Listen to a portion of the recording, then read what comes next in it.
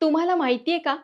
दुधाळ जनावरांच्या शरीरावर येणाऱ्या किडीमुळे दुधाचं उत्पादन घटू शकतं. म्हणूनच या किडींच्या नियंत्रणासाठीचे काही प्रभावी उपाय मी सांगते.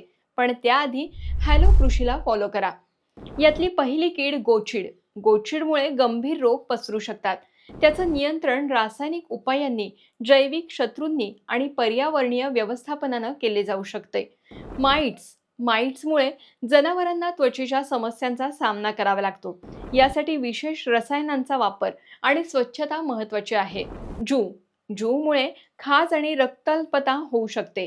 त्याच्यासाठी कीटकनाशकांचा वापर आणि स्वच्छतेची काळजी घ्या. माशा माशा जनावरांना त्रास देतात आणि मॅस्टिटीस सारख्या रोगांचा प्रसार करतात. त्यांच्यावर नियंत्रणासाठी कीटकनाशके स्प्रे आणि जैविक उपायांचा वापर करा. पिसव्यांच्या त्रासामुळे त्वचेवर जखमा होतात. रासायनिक उपाय आणि स्वच्छता अत्यंत महत्त्वाची आहे.